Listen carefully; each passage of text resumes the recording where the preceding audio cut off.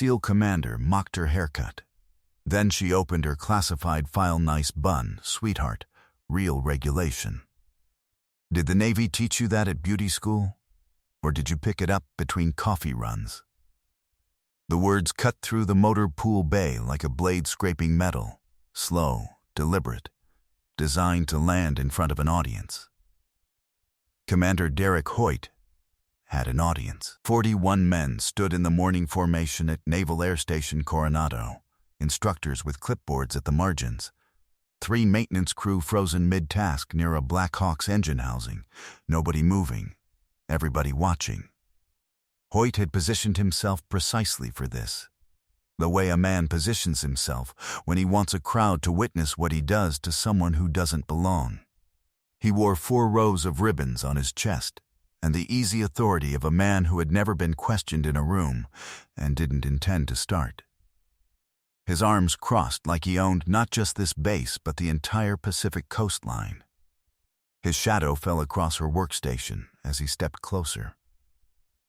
She didn't look up. She was 31, maybe 32. Small in a way that made the empty space around her look larger, in an unremarkable utility uniform with no rank insignia visible, her dark hair in a standard regulation bun that had somehow become the most offensive thing Hoyt had seen all morning. The workstation in front of her held a disassembled M110 sniper rifle, spread across a clean drop cloth in component order, laid out with a kind of deliberateness that doesn't come from a manual.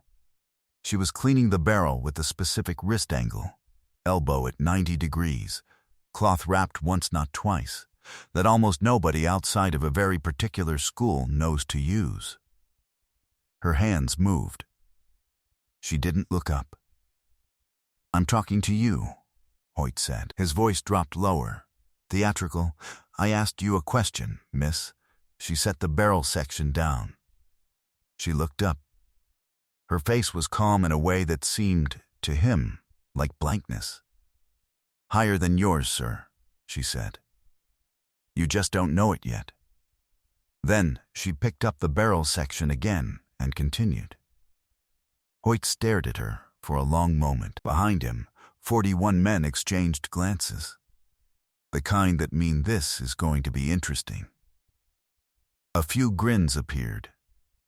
One man near the back suppressed a sound that might have been a laugh. In the corner of the motor pool bay, standing slightly apart from the formation near a rusted tool locker, a man named Chief Master Sergeant Raymond Voss watched all of this with narrowed eyes and a pen that had stopped moving against his clipboard. Voss was 61 years old, 34 years of service. The kind of career military man who had learned to distrust his own gut only once and had never made that mistake again. He looked at the disassembled rifle. He looked at her wrist angle. He looked back at the rifle. His jaw tightened. He said nothing. He just watched. By 0800, the story had moved through 3 group chats, 2 mess hall tables, and the informal channel that runs between a naval air station's junior personnel, the way groundwater moves. Invisible, pervasive, and faster than anyone official ever accounts for. The version that spread wasn't precisely what happened. It never was. In the retelling, she became more insolent. He became more patient. The confrontation became longer and more dramatic than 40 seconds of her refusing to explain herself. By the time it reached the second mess hall table, she had apparently told Hoyt to go find his rank in a dictionary. Nobody fact-checked this. Facts were beside the point. The story was useful, and it spread. She ate lunch alone.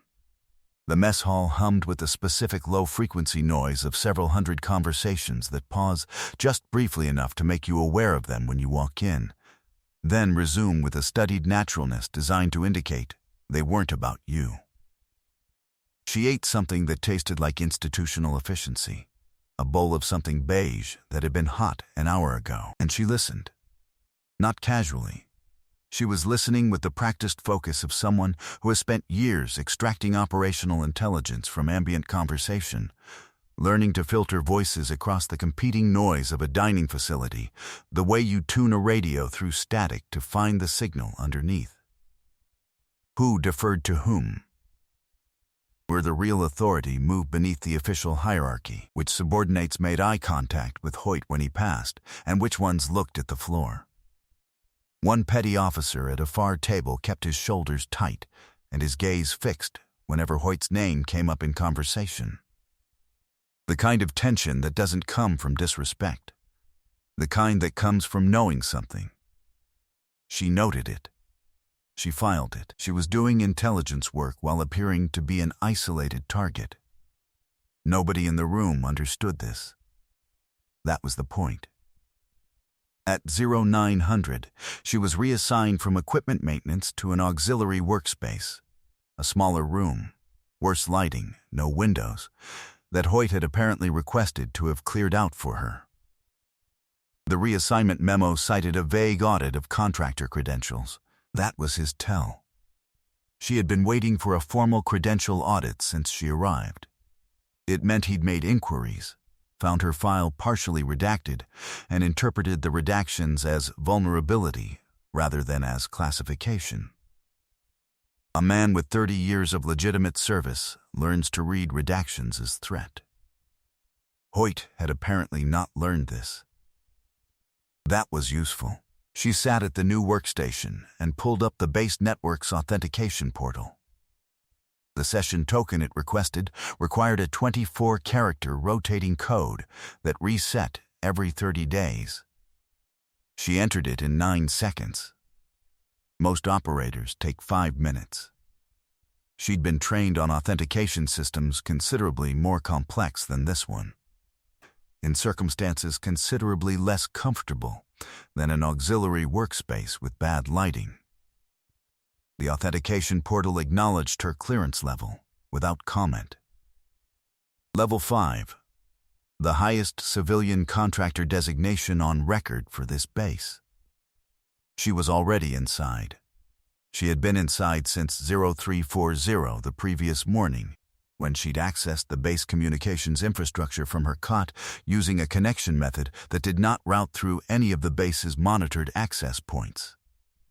She controlled her breathing. 4 in, hold 4. 4 out, hold 4. She was 3 days ahead of schedule. From the doorway, Voss appeared for 30 seconds, looked at her, looked at the authentication screen, looked at the 9-second timestamp still displayed at the bottom of the portal window. He looked back at her. His pen was in his hand and not moving. Then, he disappeared. She had not been watching the doorway, but she had known he was there from the sound of his footsteps, the specific cadence of a man who has been walking military hallways for 3 decades and has never quite left the rhythm behind. He added it to the picture he was building silently. The kind of picture that, once you start building it, you cannot stop seeing. 3 hours later, Hoyt escalated. The credentials audit became formal at 1300. 2 lieutenant commanders in a room that smelled of disinfectant over something older, with a recording device on the table between them and a list of questions that had been assembled by someone who believed the right question sequence would eventually produce an inconsistency. She sat across from them, and she answered each question in 3 to 5 words. She gave them precisely what they asked for and nothing additional. They kept trying to extend the conversation. She kept not extending it. What is your current assignment? Systems security review. Who authorized your access to the base network? SecNav Order 7714R. Can you explain what that? No.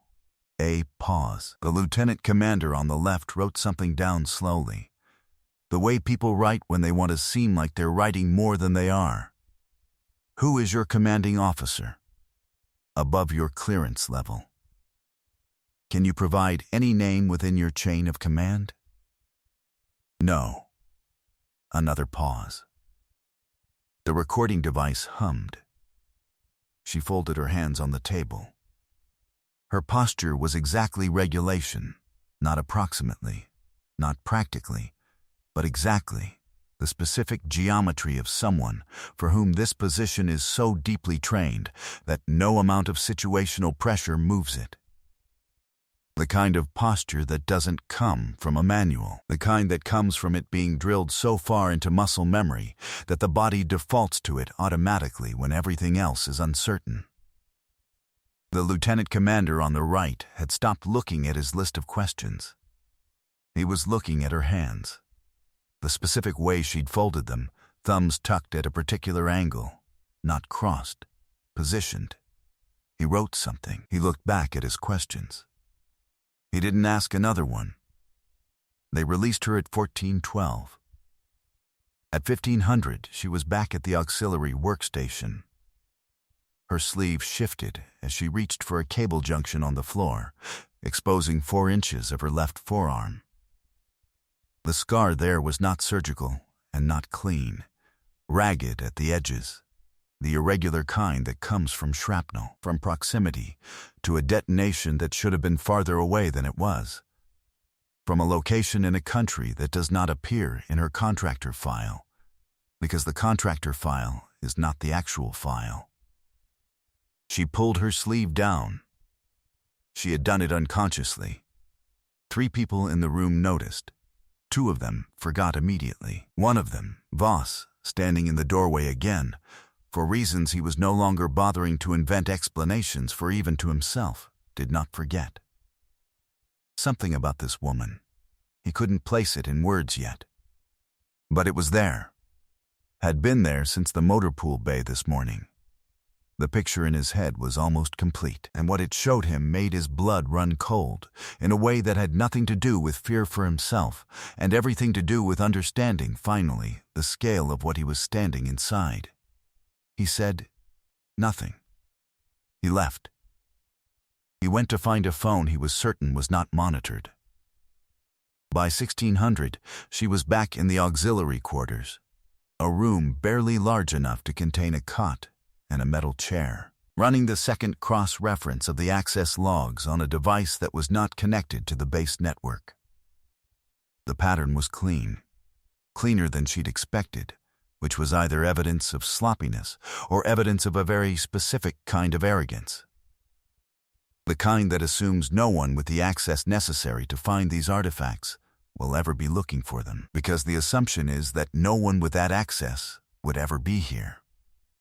The financial transfers had left digital tracks in the base communications infrastructure the way a boat leaves a wake. Not the boat itself, not the money itself, but the displaced pattern of everything around it shifting to accommodate the passage of something that doesn't belong. She had what she needed. She had had it since 11:30. She controlled her breathing. 4 in, hold 4, 4 out, hold 4. She was 3 days ahead of schedule, and Derek Hoyt, who had been performing for audiences all day and escalating every time she failed to react the way he expected her to, was about to make his last theatrical move.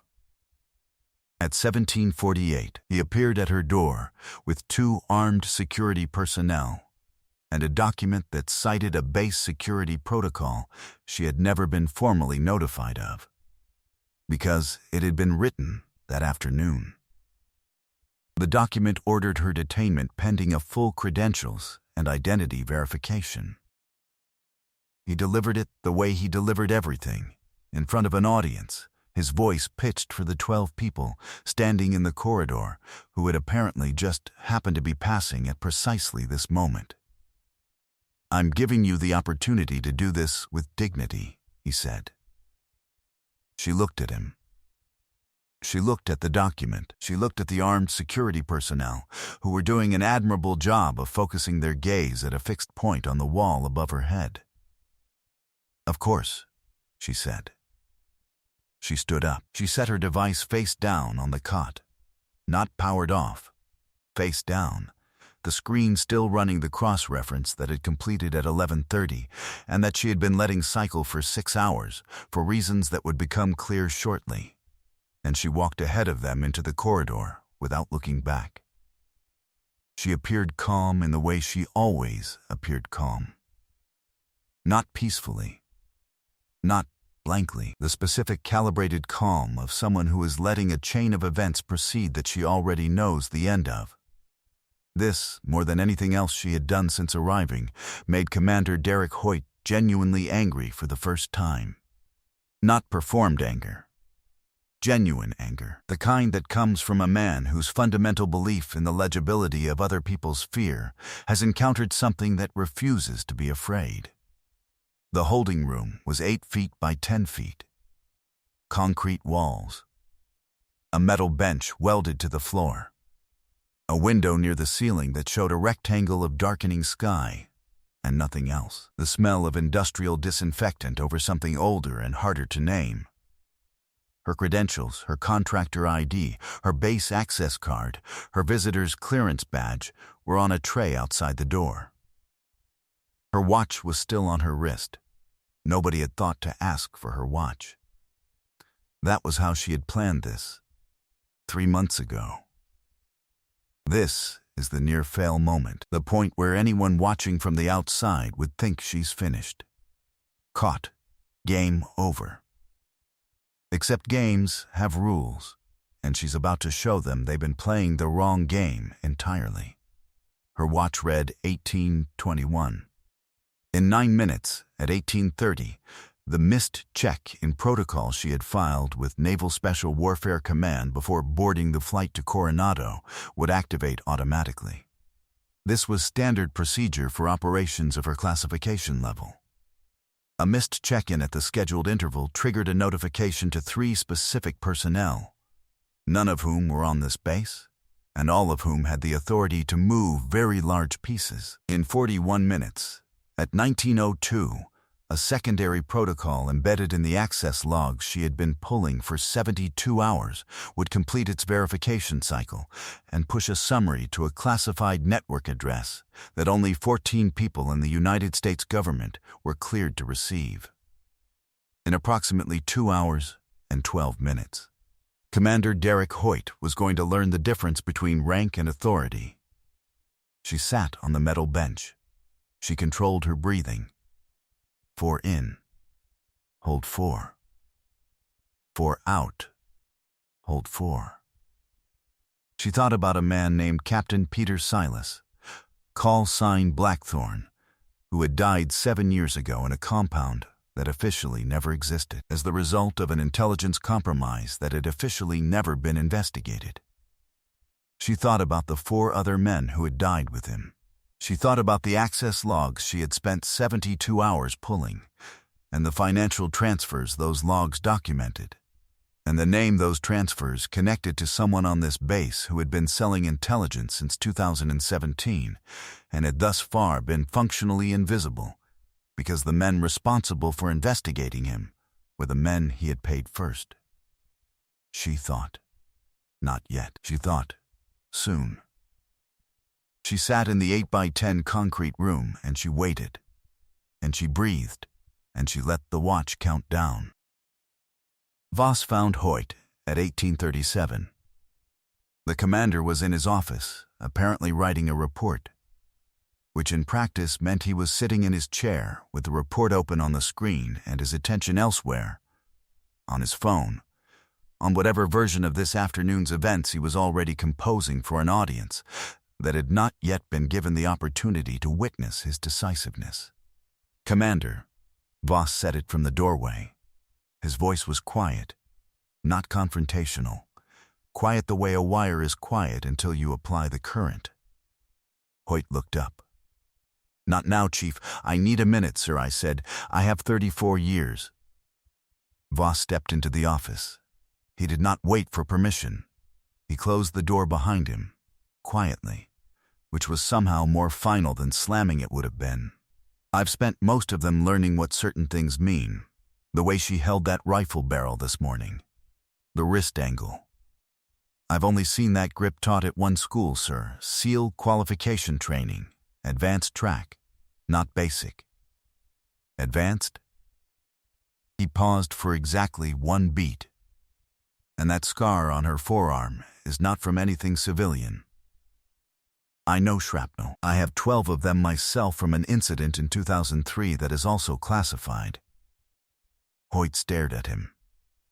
His face went through something, a flash of something complicated that moved through surprise and landed on a version of unease that he quickly covered with the practiced authority of a man who has spent 30 years not showing doubt in front of subordinates. "We're doing our jobs," Hoyt said. His voice was measured. She had no rank insignia visible, no security designation on her badge, credentials that don't clear past level 5. She could be anyone. "That's what I'm saying, sir," Voss said quietly. "She could be anyone." He turned and left. Hoyt watched the closed door for a long moment. Then he looked back at the report on his screen. Then he looked at the time. Who else is watching this and thinking about how many people overlook the quiet ones? The woman in the holding room was apparently unconcerned. He had been told this twice since 1800 by the security personnel stationed outside the door. She was not attempting to communicate. She was not pacing. She was not visibly distressed. She was sitting on the metal bench in the 8x10 room, and she seemed, according to both reports, like the kind of person who was waiting for something she already knew the outcome of. Like someone whose only inconvenience was the duration of the wait itself. He had ordered the detainment expecting to find the edge of her composure. He had found, instead, that it did not appear to have one. His blood ran cold. Just briefly, he dismissed it. At 1830, the first timer ran out. At 1903, the base communications desk received a notification flagged at a priority level that only 4 personnel on the installation were cleared to receive. The communications officer on duty looked at the flag code, looked at the source address. The sequence it indicated meant something very specific, something he had been briefed on theoretically, but had never encountered in 3 years of duty. He stood up immediately and went to find his watch commander without finishing his sentence to the person he had been speaking to. At 1921, 2 vehicles arrived at the main gate. Not standard transport. Command birds, black SUVs with federal plates and clean exteriors and no visible markings beyond the plates, traveling at a spacing that was not coincidental. Behind them, at exactly 40 meters, a third vehicle bearing a classification marker that the gate personnel on duty had encountered on 0 previous occasions in their combined service years. They made 4 phone calls in 31 seconds. Each call went to a progressively more senior authority. The 4th call was answered on the first ring. At 1928, the base commander's personal phone rang. He was in his office. He picked it up, listened for 11 seconds without speaking, and then said understood in the specific register that means the person saying it understood before the call was finished. His face, afterward, became very deliberately still. At 1934, 4 figures in service dress moved through the front entrance of the main administrative building. 4 generals. Not visiting, not inspecting. Moving with the kind of forward-directed purpose that changes the physics of a hallway, that causes everyone else in the corridor to stop in place, recalibrate, and step back. Not because they have been asked to, but because they have read the situation correctly for the first time all day. Behind them, 2 federal agents in civilian clothes who walked like they had been military once and had never fully metabolized the transition. Behind them, a Pentagon liaison carrying a locked briefcase, bearing a classification notation on a card affixed to the handle that caused the 2 senior officers who leaned in to read it to immediately end the conversation they had been having and not resume it. Hoyt was summoned at 1936. He walked into the base commander's conference room to find it containing 6 people who had not existed in his world this morning. arranged in a configuration that communicated hierarchy in a language he suddenly found himself struggling to read. A silence that had weight sat across the table. The kind of silence that makes people want to fill it, which is part of what it is designed to do. He went pale. Not gradually. Quickly, the way blood evacuates a face when the body has understood something and the mind is still half a step behind. "What is this?" he said. It came out without the upward inflection of a question. His hands flattened on the table. Nobody answered him yet. Voss was the one who requested to be present at the holding room. He didn't explain why. The base commander, who was at this point receiving information at a rate that made full explanation feel secondary, waved him through without discussion. They walked through the corridor in a group, two of the generals, the Pentagon liaison, Voss, two base security officers who had been told only that they were needed. The holding room door opened. She was sitting on the metal bench exactly as they had left her, her wrist resting across her knee, her watch visible. She looked up. She stood. One of the generals, a woman with 3 stars on her collar and the specific stillness of someone who has spent decades not flinching at things, stepped forward. "Commander," she said. "Not miss, not ma'am." "Commander," the room detonated. Actual audible sounds, not gasps exactly, more the sound of air being displaced from several bodies at once as the information arrived and rewired. Someone in the corridor behind them dropped a tablet. The clatter echoed through the concrete hallway like a gunshot. The ack hum suddenly seemed deafening. A boot scuffed tile somewhere. A badge clattered against a metal door frame. These small sounds filled the space where speech should have been and made the silence feel more total than actual silence does. She extended her left arm. The wrist rotation was deliberate, slow enough to be intentional, controlled enough to be a statement. The sleeve of her utility uniform slid up 3 inches above the wrist. The tattoo was visible in the fluorescent light, a tactical insignia in detailed black linework, a design that combined elements recognizable only to personnel who had been in a specific program that officially does not exist. Its call sign, embedded in the geometry of the design itself in a way that required knowing exactly where to look. The pentagon shape in the lower left corner, the blade running through it at a 17-degree angle.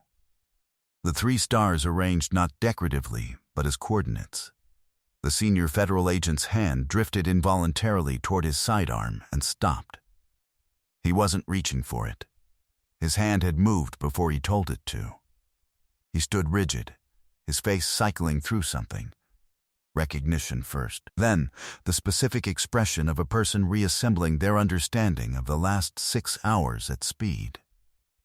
The 3-star general's hand came up. Her salute was slow and deliberate, the hand moving precisely, the angle of her wrist exact, the held position for 1 full second before she dropped it. Formal, on the record. The general beside her followed.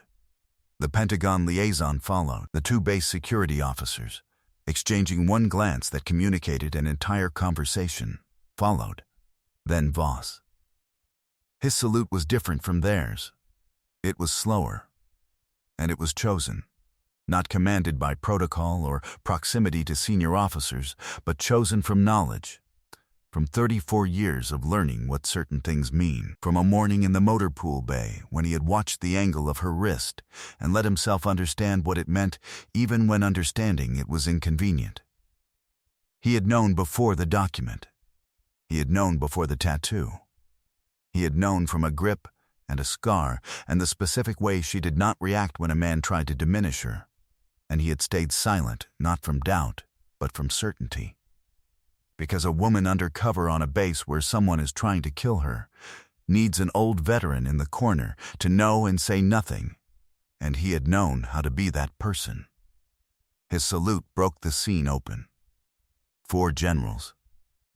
every senior officer on the base who had been summoned to the conference room. The federal agents, the Pentagon liaison, and then, eventually, under correction from a base security officer who put a hand on his shoulder and made the instruction unavoidable, Commander Derek Hoyt, standing in the corridor outside the holding room. His face gone through surprise and denial, and now arrived at something that looked less like defeat than like genuine fear. He raised his hand. It shook.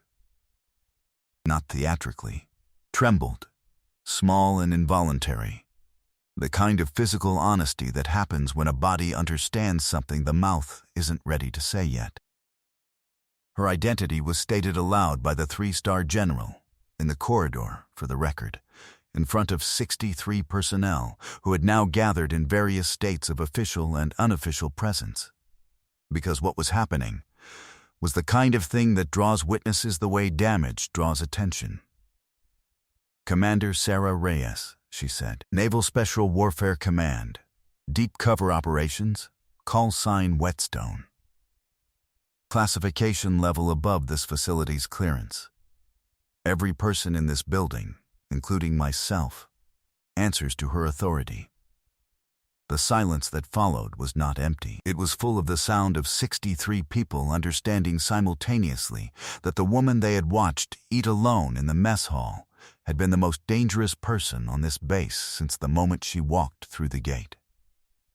The formal charges against Commander Derek Hoyt were filed at 2011. Not dramatically, the federal agents handled it with the specific professional quietness of people who have done this before and find spectacle counterproductive. He was walked out through a side entrance rather than the main corridor, not as a mercy, but as a procedure. She was not present for it. She was in the base commander's conference room with the laptop she had been running the cross-reference on, the one that was not connected to the base network, because she had never connected her primary device to a network she didn't control. Walking 3 generals through 72 hours of access logs and the financial transfers those logs documented, and the intelligence compromises those transfers had funded. She spoke for 41 minutes. She did not raise her voice.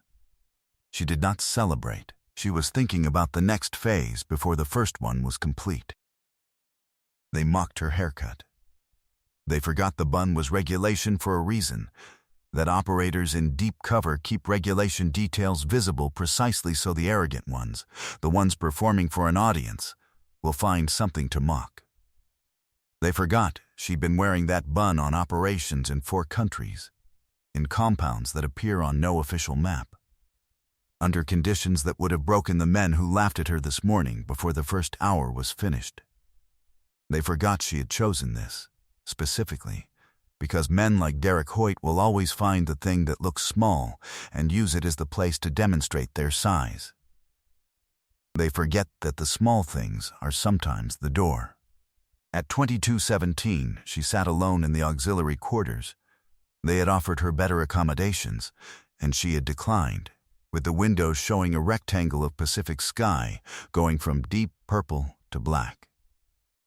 Her watch read 2217 in military format. The base had settled into the kind of quiet that comes after large things have moved through a space, not empty, but reconfigured. The weight of the day still sat in the air, but differently now, changed in its composition. 4 in, hold 4, 4 out, hold 4. Justice isn't loud, it's patient. She pulled up the file she had sent to Naval Special Warfare Command 12 minutes ago, the summary of what the access logs had revealed about the intelligence pipeline, about the financial architecture of the compromise, about the 7-year gap between a mission that officially never happened and the accountable individual that gap pointed toward. That individual's name was in the file. That individual was not Derek Hoyt, who had been a mechanism, arrogant and isolated and useful precisely because he was predictable. A man who would always escalate, who would always make the investigation official, who would always become the instrument of his own destruction, and in doing so trigger the protocol she needed triggered. Not the primary. Never the primary.